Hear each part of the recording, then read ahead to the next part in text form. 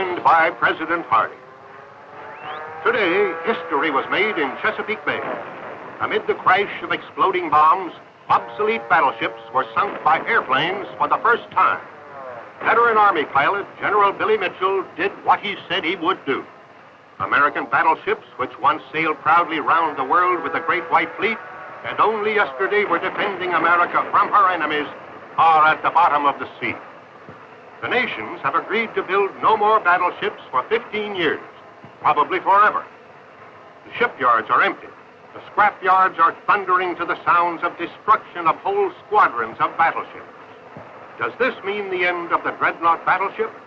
This is what General Billy Mitchell claimed today, and that's what people will be saying all over the world.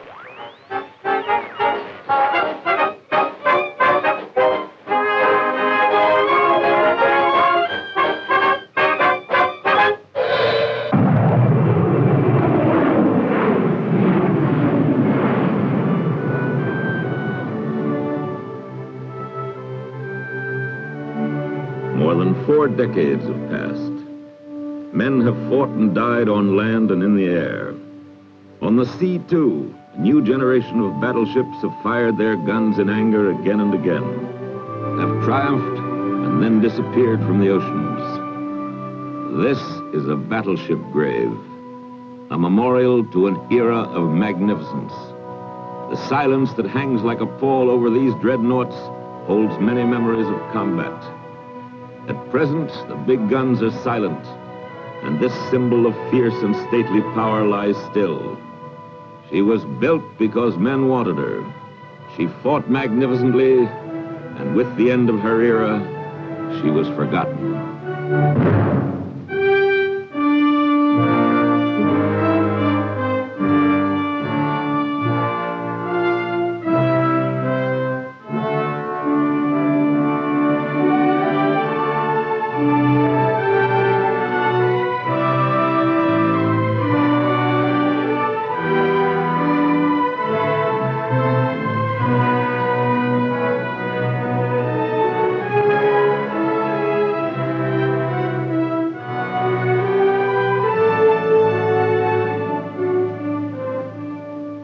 Here lie 3 of the last and greatest of this super breed of fighting ship, waiting for perhaps one more call to duty. Their names are Iowa, Wisconsin, and New Jersey. Their home through these lost years, a remote pier in the Philadelphia Navy Yard.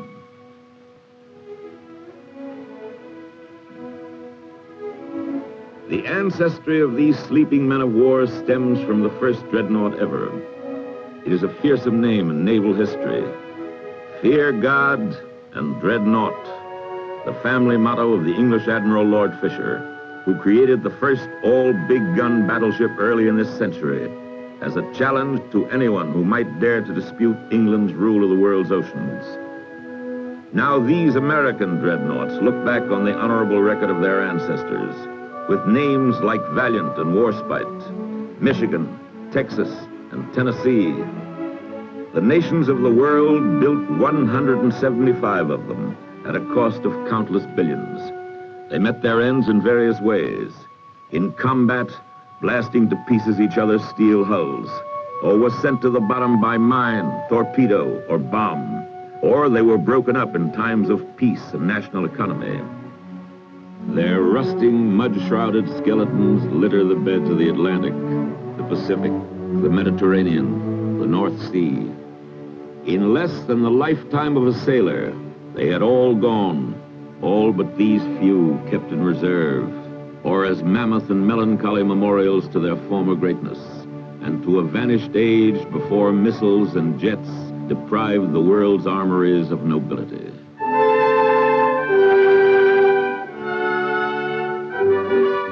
In the years of uneasy peace and depression, the United States Navy had still kept its faith in the older battleships she had built from 1910 to the 20s. Linked now with the new carriers, they were the nation's first line of defense, and their omnipotence brought reassurance to a troubled generation.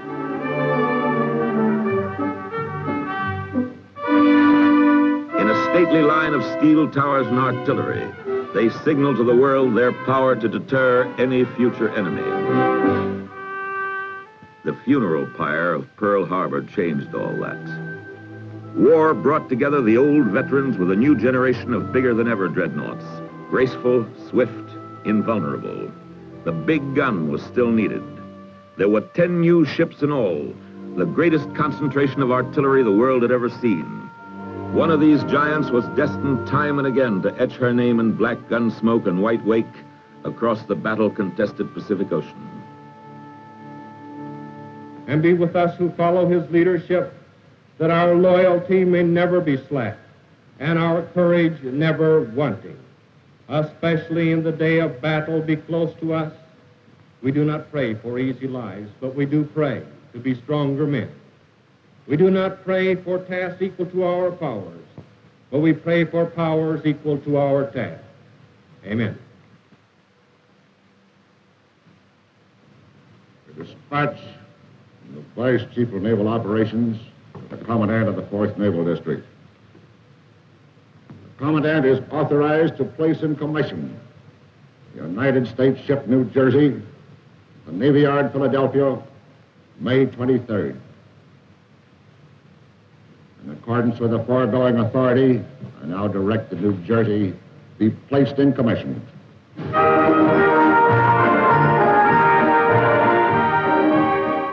The year was 1943, and the New Jersey, a steel miracle of speed and firepower, was ready to join the United States Navy for Pacific War service.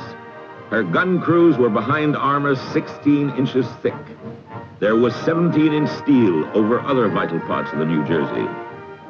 Her 16-inch guns could hurl 2,700-pound shells 23 miles with unerring accuracy. More than 100 lighter guns could blast any raider out of the skies, and she was strong enough to resist the worst the enemy could throw at her.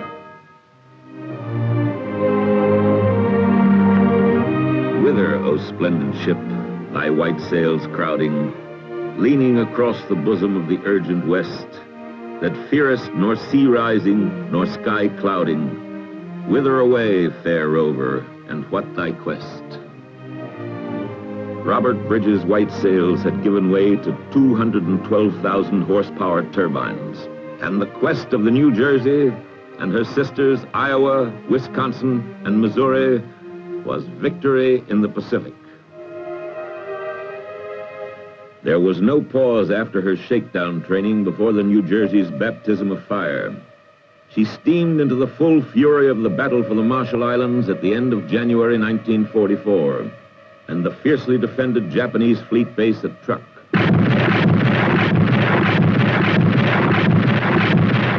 Her great guns created devastation to shore. Her 5-inch, 40 and 20 millimeter artillery stamped the sky with hectic patterns of dark puffs and streaked it with arching tracers.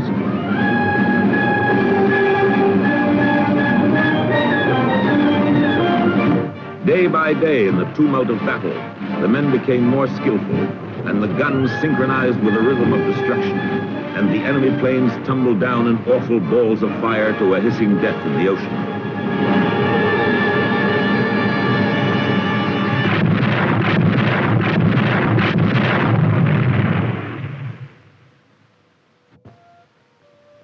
From Kwajalein to Truk, from Ponape across the equator to New Guinea, from the damp chill of a north wind to the feverish heat of the southern Philippines, the officers of the New Jersey once lived off-duty in this wardroom, talking of the routine problems of the day, or maybe that big shoot when the brown stain of their shell bursts had all but screened off the island of Guam before the invasion craft went in, or what the captain had said when that kamikaze grazed the foremast and exploded 50 yards off the port bow. Through the tedium, the discomfort, the frequent sharp dangers, there was the talk, and from it grew the bonds which secure the friendships of fighting men.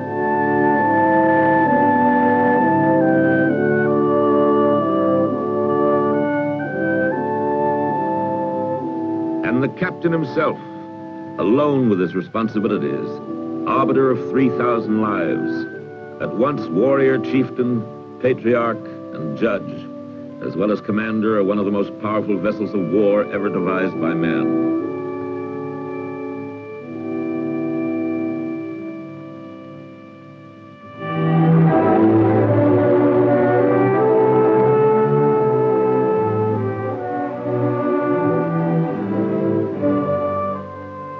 price of the battle stars earned by the New Jersey and her sister battleships was paid in the lives and injuries of good American sailors and the sorrowing of wives and families.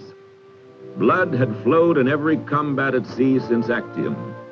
Only the nature of war at sea had changed, and the role of the battleship with it. Billy Mitchell, like so many prophets, had been only half right. The battleship was no longer the ship of the line, whose war was to pound the enemy fleet in a slamming duel. The aerial bomb and torpedo had finished all that. She was a near impregnable steel fortress, with great guns to strike with weighty high explosives at land targets, and small guns to clear the skies for the new queens of the Navy, those floating airfields, the carriers, upon whom the battleship depended for her own survival. Now the battleship was the fleet's armed bodyguard, sharp of eye and quick on the trigger. Bull Halsey himself hoisted his flag on the New Jersey, wove his webs of strategical genius, and leapt on the flies as they flew into trap after trap. The battles did not cease with the end of the day, for when the sun went down and the stars came out far over the summer sea, and never a moment ceased, ship after ship the whole night long, with her battle thunder and flame, God of battles, was ever a battle like this in the world before?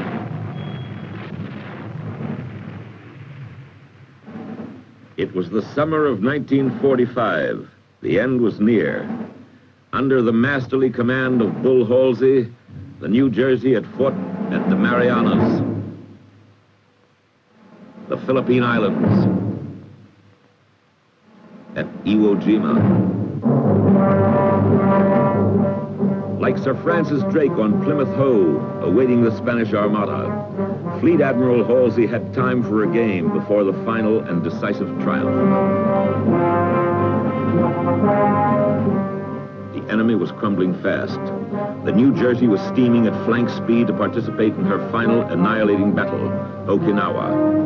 Down here on that day, the smell of danger was as acute and penetrating as the scent of the hot bearings and racing turbines, no less because it was the last battle. And the courage of the men was of a very special kind, as they exercised their subterranean skills, learning of the battle above only from the sounds and shocks, knowing that if the outcome was defeat, their chances of survival were the slimmest of all.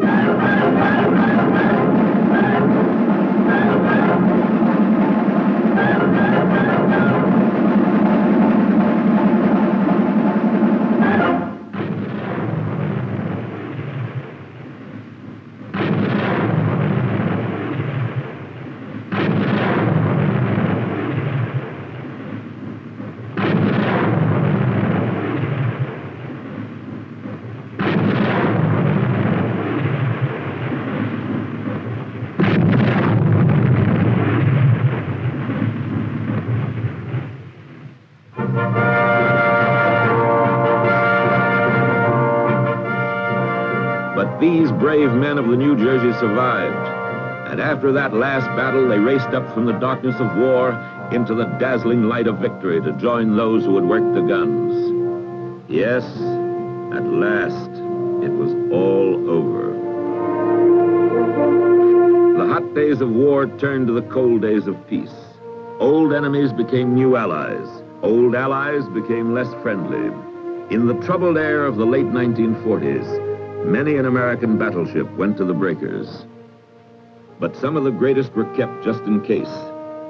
Even in this new missile and jet and nuclear age, there might still be a place. You never knew, not with a dreadnought. Invincible dreadnought.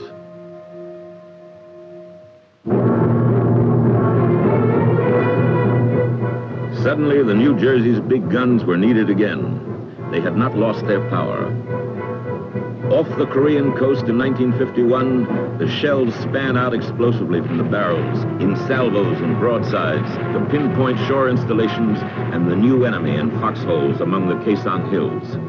On July 26, 1953, a decade after she was first commissioned, the New Jersey fired her guns in anger, and many thought it was for the last time. It seemed right and proper that this great battleship should be the last in the world to fight. Again, the old warrior was retired, with affection and deep respect, but without ceremony.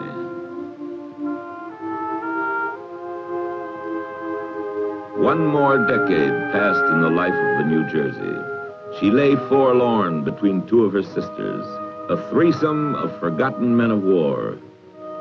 Through winter snows and gales, the unfulfilled promise of every spring, the heat of summer and the renewed melancholy of autumn, the New Jersey still floated, her guns trained fore and aft in the posture of peace. When you mounted the gangway and stood on those muscular decks, looking up in awe at the towering superstructure, the cacophony of war was as distant in time as the ship's history. Now there was only the cry of wheeling gulls and the squabble of pigeons about their nests in the funnel tops.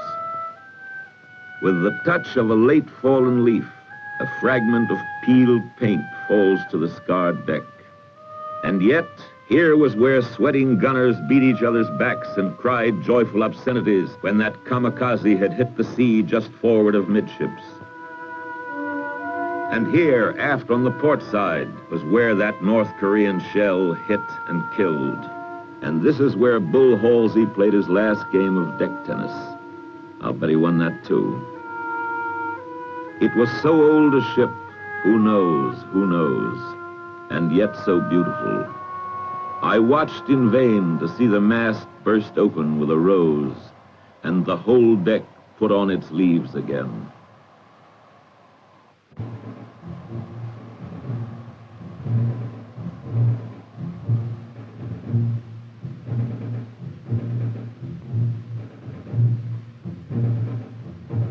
It is the summer of 1967, and the air is full of new national anxieties.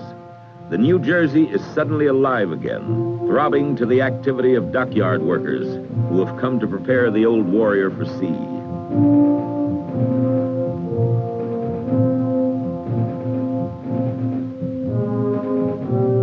Yet again, the battleship is to be called back to active duty. In August, the New Jersey is detached from her old consorts and drawn in slow dignity from her berth into dry dock.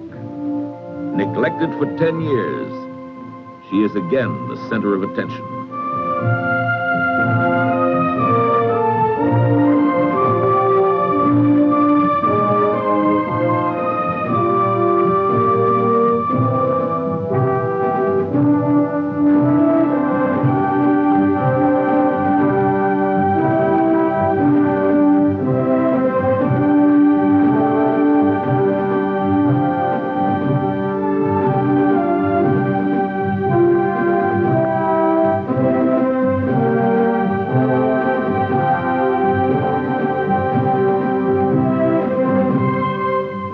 Work on her in the Philadelphia Naval Shipyard are another special breed, as tough in their own way as those who man a battleship in action. They are all-weather men who can work high above the deck in winter like a mariner furling a windjammer's topsail, or deep in the chill bowels where it's as dark and claustrophobic as a Pennsylvania coal mine.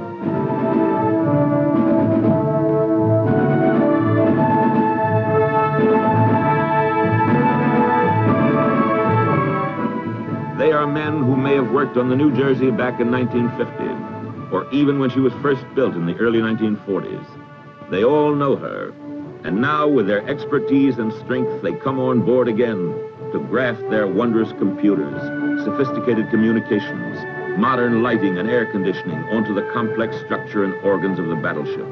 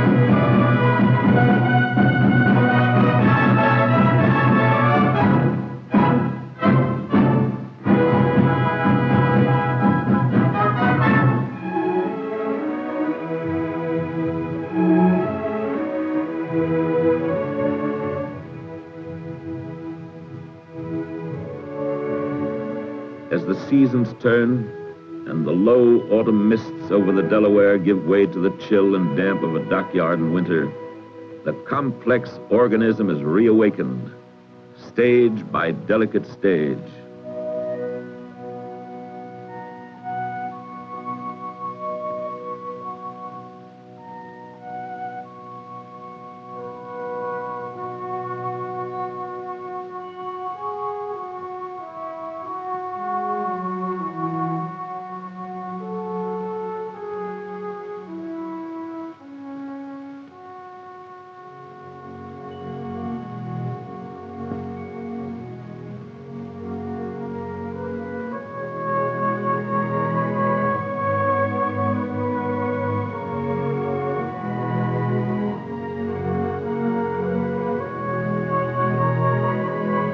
New life comes to the ship as her crew gathers, some fresh to battleship service, others who've known it all before. This man and this ship may be rich in memories, but today is when history starts again, yet still chained with the past by links of men and links of steel. On the New Jersey, men like this fought and saw others fall 24 years ago. And 17 years ago. And now perhaps they may endure it all again. For this ship, which has experienced the forces of nature and man, will soon be echoing again to the feet of men who have tasted action, and others who thought that war was something out of history books. The New Jersey's guns are exercised. The massive turbines turn over once more. Paintwork is cleaned down, and steel that was chipped with age is turned first red, then a clean, purposeful gray. A year's work is over. For so long a graveyard memorial, she will soon be a pulsating reality.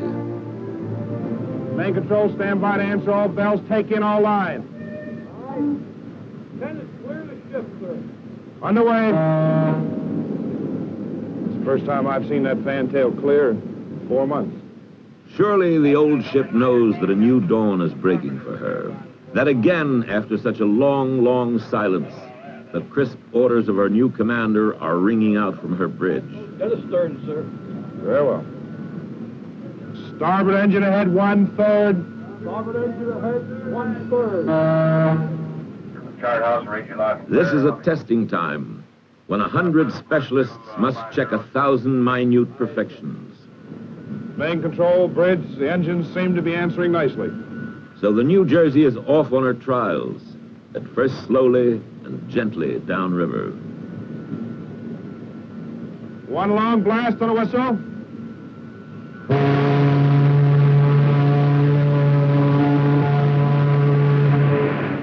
Then she feels again the heady sensation of speed and the swift caress of the 33-knot water sweeping along her hull. In a few days' time, the Navy and the people will come to pay their homage, and the band will strike up in joyful unison with the cheers at her recommissioning.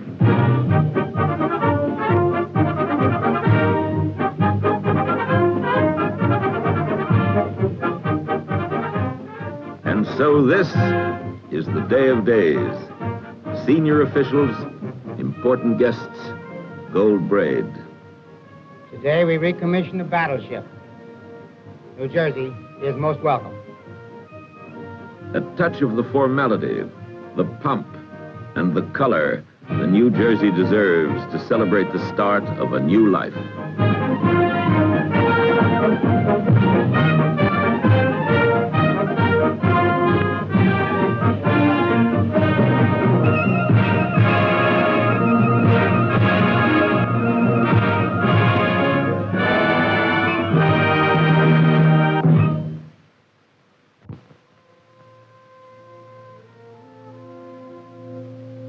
Philadelphia, May 16th, 1968. A cold, steel gray dawn. Just a quarter of a century since the New Jersey first sailed away to war. The last act has been played. There remains only the finale. Her stage is the boundless ocean, her true element. where all the great roles in her long and dramatic life have been enacted. Released at last, she seems to cry out in triumph, "I am going to sea again, to sea, to sea." And from across the water comes the anguished echo from the dreadnaught's forgotten sisters.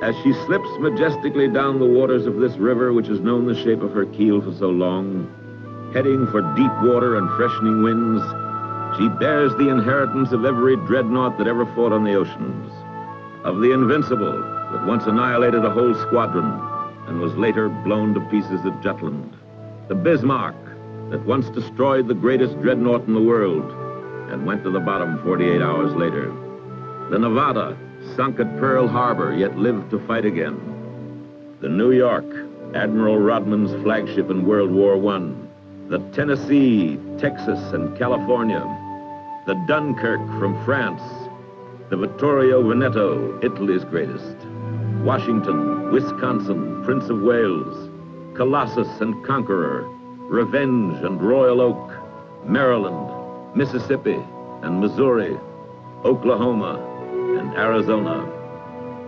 The New Jersey is the last in a long line of a still unvanquished breed of fighting ship. New Jersey, noble American dreadnought, born on American soil, bred in a century of combat at sea.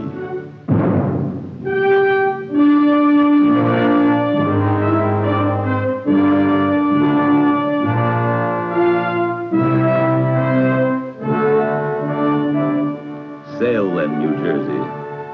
Sail again out to the seas that have missed you for so long. May your tasks be honorable and peaceful. May your destiny be as proud as it always has been. Sail away, great ship. Godspeed and safe return.